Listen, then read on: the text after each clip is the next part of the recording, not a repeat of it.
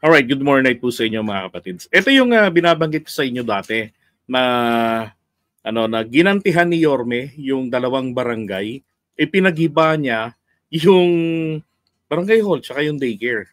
Ito yon. Sa nagkakamali, nangyari ito sa Quiapo, Manila. Yung barangay hall. Tapos sabi pa nila natuwa daw yung mga tao, yung mga residente. Oh, yan.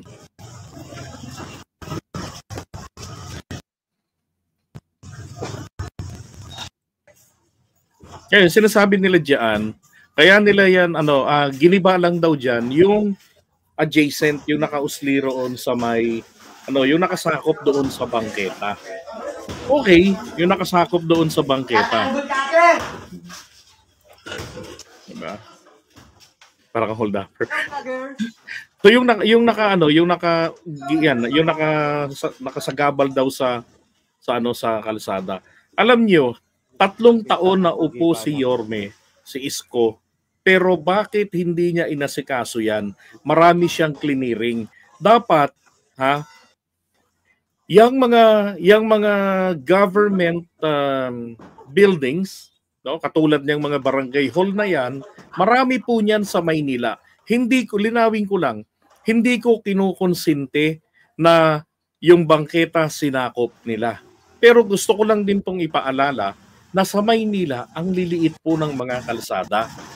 Tapos, ang LGU noon pa man ay hindi po nag-provide sa kanila ng mga barangay hall na talagang mga nasa maayos na lugar.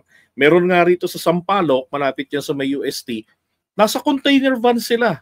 That was during the time of Pinoy, mga bandang 2014, nung bago kami sa barangay, may mga nahuhuli kami na mga kabataan sa curfew, mga taga Sampaloc, makakaabot dito sa barangay namin. Dati active yung, may curfew dati. So, sinusurrender namin dun sa barangay hall. Kaya ito dapat, ang ginawa rito ni Isko, bago pa lamang siya sa pwesto within 3 years, inasikaso niya yung mga yan.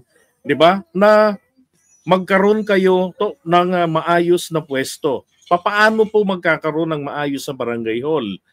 Meron pong mga lugar dyan sa Maynila. For example, within that barangay, hindi nagbabayad ng amilyar. 'Di ba? Nakukuha na nila yung property. So dapat yun na yung pagtayuan ng barangay hall. 'Di ba? O kaya mayroong property doon. Di ang gawin ng City Hall, bilhin yung property para mapagtayuan ng barangay hall. Hindi yung ganito po, pinaabot ito ni Isko. Pero ang dami niya ng mga pinagiba, ng mga bahay, na yung mga nakasakop doon sa bangketa. Pero bakit hindi niya ito inasikaso? Nung matalo siya rito sa 2 barangay na to, nako, ito yung sa may Quiapo, ang ginawa niya rito, pinagiba niya. Talagang talagang bengador. Buti na lang ng presidente. Yung reaction ng mga tao. Talaga yan ang hula sa kanya. Entradramuros. Yan ang hula sa kanya talaga.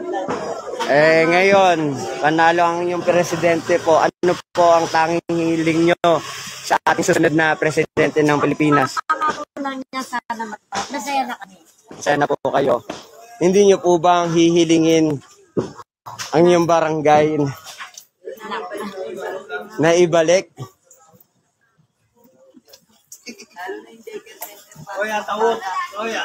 Kung ano yung pinangako na sa mga tao, gano'n. Masaya na kami pag natupad.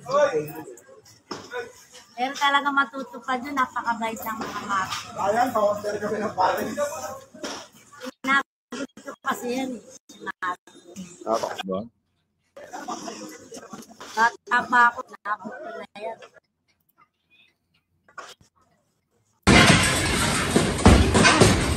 Parag-parag eh. May tubig yan ha. May tubig. Tubig ka. Ay mo! Ako na ko teka. Okay, tapos meron pa itong isang, teka ha, naapin ko yung isang video. Meron pa to eh. Sa One News ata yun.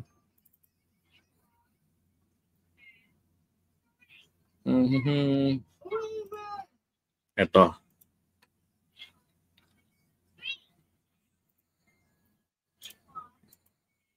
Ng dalawang barangay sa Maynila matapos bigla raw gibain ng lokal na pamahalaan ang kani-kanilang barangay hall. Tingin tuloy nila, gantiin to ni Manila Mayor Isko Moreno matapos hindi makuha ang boto nila nitong eleksyon. Nasa frontline ng balita niyan si Gary De Leon.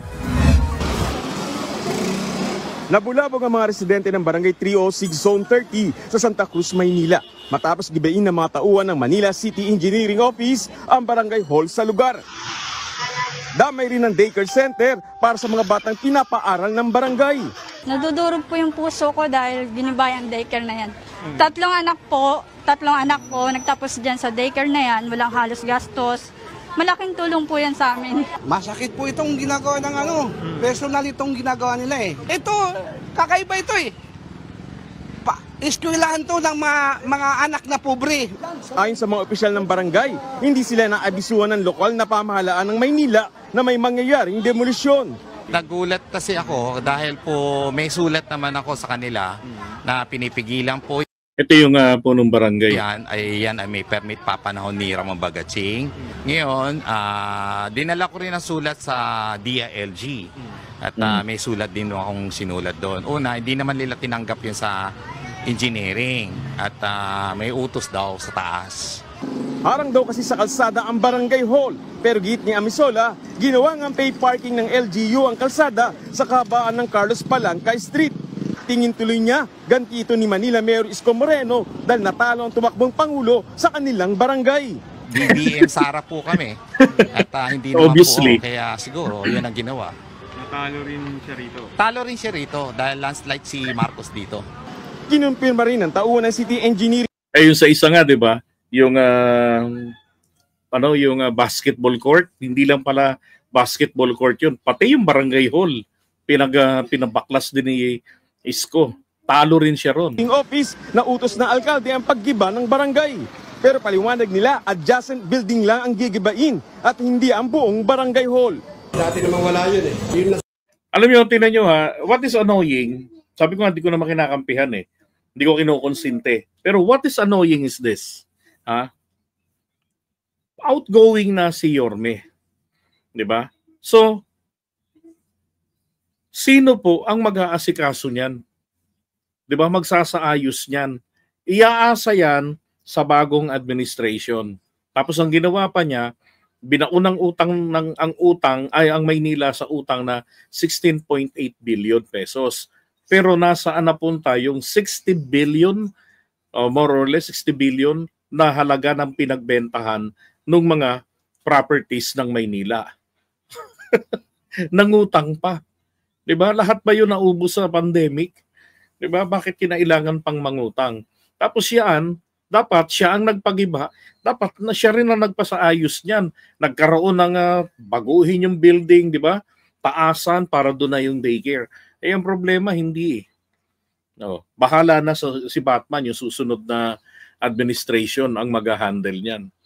Talagang obvious na talagang kumbaga sa away bata, 'di ba? No, at least nakasapak kahit hindi naman nasaktan. At least nakasapak man lang ng konti. Yeah, correct. Iniwan sa ere. Yan hindi maganda sa ugali ni Isko eh.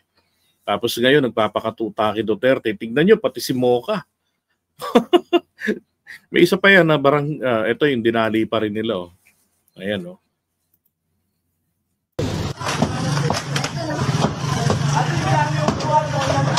Sa Barangay 367 Zone 37, poste na lang at mga haligi ng barangay ang natira.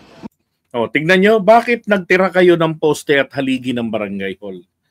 Di ba? Kung di ba kayo mga gago? Bakit nagtira? Di ba dapat ang ginawa dyan, clearing yan, giniba ng tuluyan, nilinis yung daanan, di ba? Para, kumbaga, ilabas niya yung bangketa. Dapat ganun eh.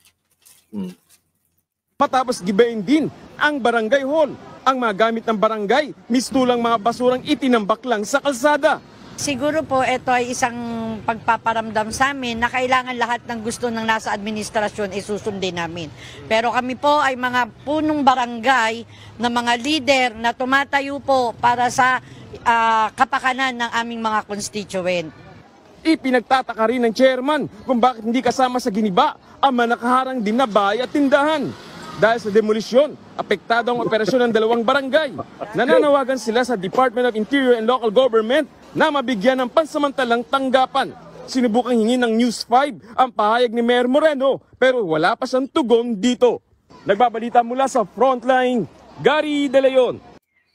Diba? Kaya nga, ang nangyari diyan, eto. Nademanda rito itong si Engineer Andres. Yan.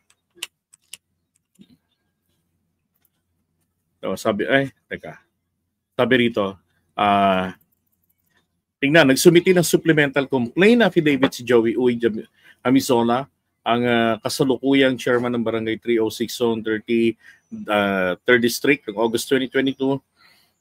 Ang supplemental complaint na ito ay laban kina Engineer Andres, City Engineer ng Lungsod, Engineer Joseph Bolanon, head ng demolition team, then para sa violation ng Section 3, Paragraph E, di ba? And then, blah, blah, blah. And then, upang bigyan ng nararapat na hustisya ang tahasang pagsira at paggiba ng ilang barangay. Alam nyo, dapat kinasuhan din nila rito si Isko. Kasi itong mga to, sinunod lang nila ang utos ng kanilang amo. Bagamat liable din sila. Kasi kung mali nga naman, ba't mo naman gagawin? Di ba? Lalo na't paalis na ron si Isko. Paalis na na si Isko sa pwesto niya, talo siya eh. Ngayon, sila yung nademanda dahil po sa paghihiganti ni Isko Moreno. Ay nako, Yorme. Saway na tao.